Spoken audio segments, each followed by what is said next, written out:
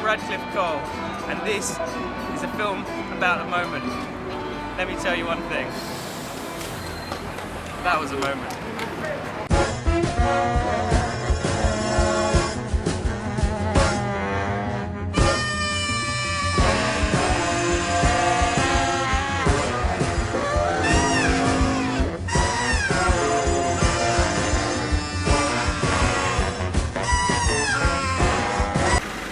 Alright mate, can we get to the Quantico Institute in Hull please? Yeah, sure, I'll be there. Alright, cool. Let's go Dave. Scientists state that time is linear, that the trajectory only goes one way. They maintain there is absolutely no proof, no evidence of a moment. But what if there was another way to perceive it? What if it was possible? I'm Radcliffe Cole, and I want to know about the moment. Heard about the concept of perceptual time shifting through meditation, and now I'm on my way to meet some people who maybe are going to show us a slightly different side of these things. Okay, our research has indicated that there's disparate groups of people working in these fields in slightly more unconventional ways. We're now on our way up to Hull, 300 miles from where we started, to meet the eminent professor of momentology, Dr. Theodora Mansford. I'm Radcliffe Cole, and this is an adventure. We arrived in Hull the next day, tired, hungry, but ready to learn from the knowledgeable professor. We're in the Quantico Institute in Hull. It's a lively town full of lots of exciting moments, and we're about to have an interview with Dr. Theodora Mansford, the eminent momentologist. So let's go.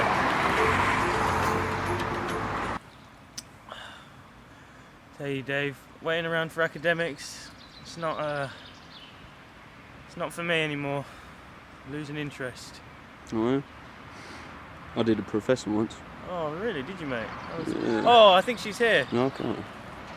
Hello. Hello. Theodora Mansford, doctor. A pleasure. Pleased to meet you. Radcliffe Cole. How do you pronounce that? Radcliffe, Radcliffe then Cole. Cole. But you can call me Radley. Okay.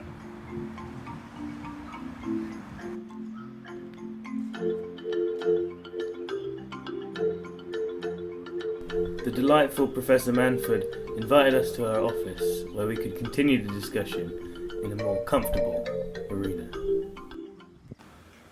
Dr. Mansford, what is your understanding of momentology? Well, momentology is the science of the moment or moment matter, so that kind of counts in all of its forms and phenomena. My understanding of it, and certainly the position here at the research centre, is that not enough study has been done on the second, the minute, or even the moment. I mean, what even is a second? Am I right? I take it you're the only research facility of this kind? Yes, we do have private funding from Swiss and Swatch, the Swiss watch company. But yeah, it's the only funding we get. So you don't receive any governmental funding, I take it? No, it's really disheartening. No one really seems to take our research seriously, so we've applied, but we just don't hear anything back. Okay. Fascinating. So what you could say is you're kind of picking up some momentum. Well, that was fantastic, It was Dr. a Mansford. pleasure, thank you. Call me Radley.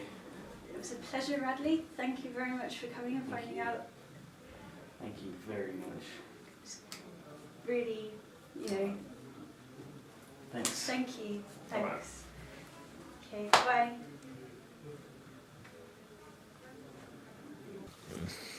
Good morning, camera.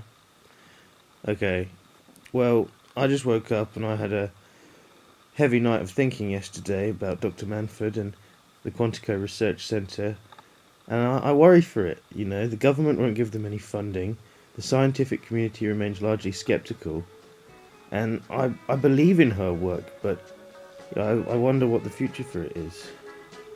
So today we've got a meeting and an interview planned with a photographer, Frederick Snapper, who's a proclaimed momentologist, practicing momentologist, and he believes he's isolated one on film, so we're going to have a look at him and we're going to explore maybe the slightly more arty side of momentology. Alright. Radcliffe Cole, over and out. We travelled to Frederick Snapper's house, the photographer who we wanted to interview about his alleged moment caught on film.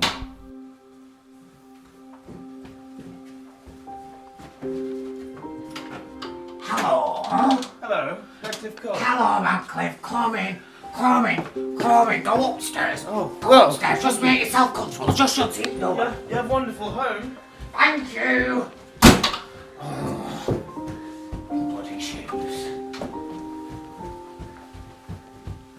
Lovely dark in here. Don't worry, I'll turn lights on. Don't be scared by pictures. Just take a seat. Not there, there's a table there. Don't be stupid. Sit over there. Move DVD player. Bloody hell. Where were you brought up? London.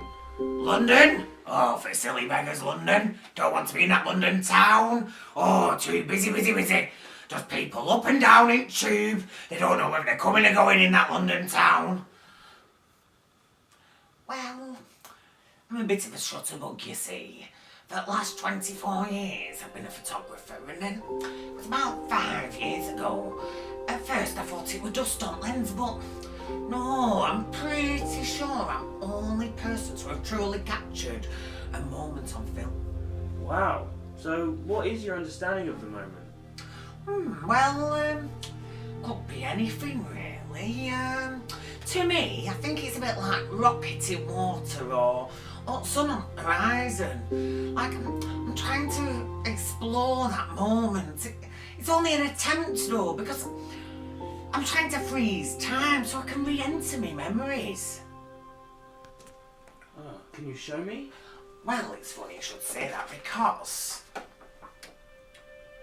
See this? Now, I'm a man of science, but have you seen this? I'm not quite sure what I'm supposed to be looking at. Exactly. I think I've captured the ineffable. I've captured a moment in the past. It's almost like an endangered species. It's a good job I had my camera, otherwise that goat moment would have been gone forever. My poor Sheila. Oh, what a tragic end. Mr. Snapper's opinions were certainly different to the ones I hold. I'm not sure if I'm buying his tawdry wares. The photo, yes, it's hard to argue with. I don't really have an explanation for that. But what I do have an explanation for is this creepy guy's fetishized obsession with time travel and the memory. You can't get in a time machine, you can't change the past, and that's really the crux of it, isn't it? It's weird. Yeah. Okay. Alright. Okay. Alright, bye-bye. That was Simon, our producer. We were going to go do some interviews with the public, but that's not going to be possible because he's secured us an interview with notorious Tarkle Dangler. I felt nervous about meeting this guy. Just who is this Tarkle Dangler? This Tarkle Dangler lives in the woods. I think Simon's sending us on a wild goose chase again. Yeah. Yeah. It's ridiculous. Is that him? No, Bradley! Mr. Dangler!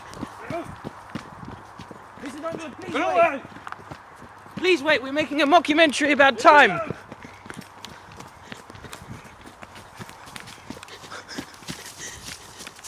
Mr. Dangler, I don't know why they threw you out of the academy, but it was wrong! Please, sir, please!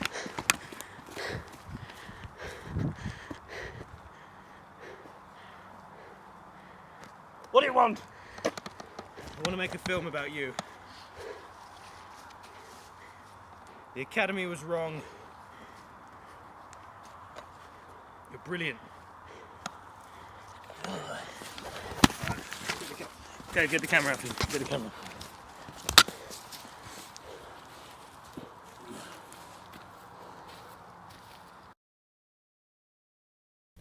After some coaxing, we managed to soothe Mr. Dangler, and he agreed to give us an interview.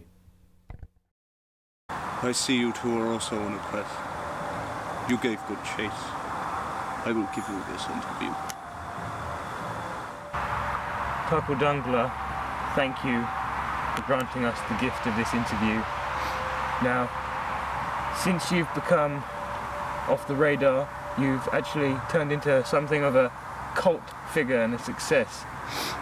Does this matter to you? Is this important to you? It is only the natural world that I wish to understand and learn from. My work is cyclical and eternal, and has no beginning and no end. We believe that we have found an article, an object, which can capture the moment, record a memory. Dave, do you have the object to present?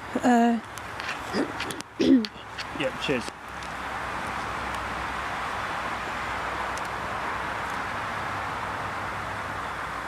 What do you think? I cannot repeat anything the same as when it has happened. Even if I were to try and recreate an experience, it would be both a fabrication and an unreality. To liberate my thought processes and memories is impossible outside the temporal constraints which I myself inhabit. Physical form, decay, and coming death. To understand what a frozen moment is, we should first understand why we want to do so. Time is constantly going in the opposite direction to me, receding. I can only look back, I can only reflect on something once it has happened, rather than whilst it is happening.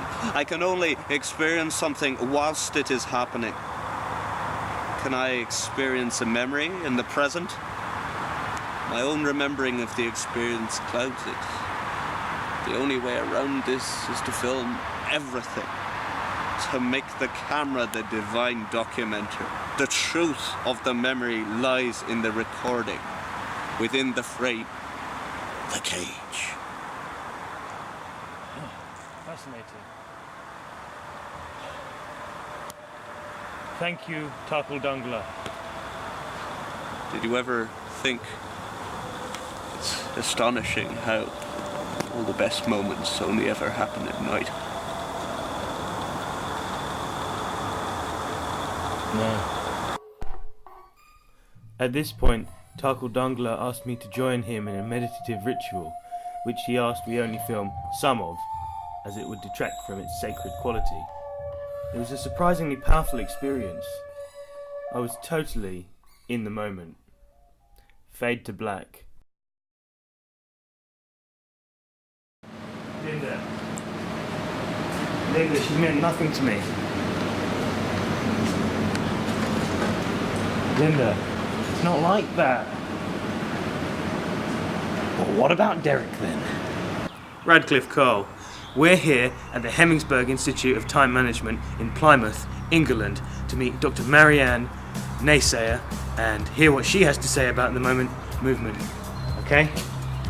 Now, she's actually apparently quite a tough interviewee, so...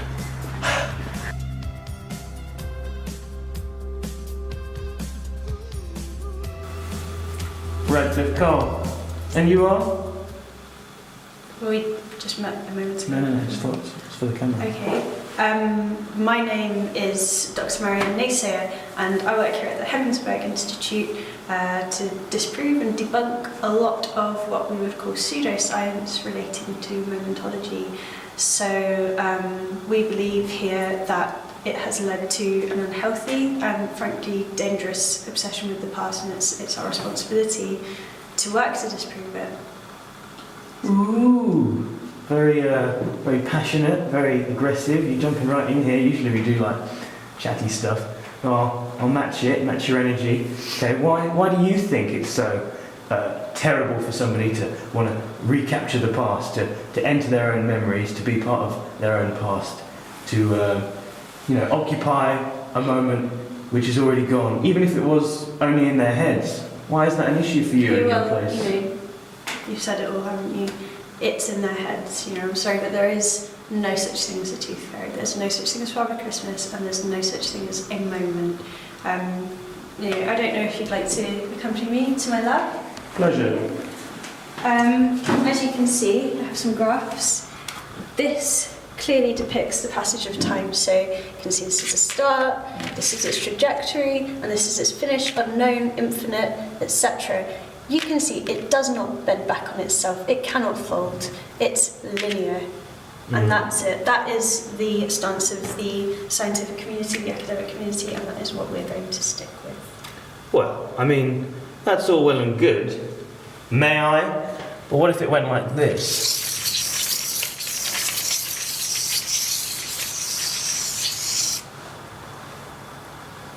What say you?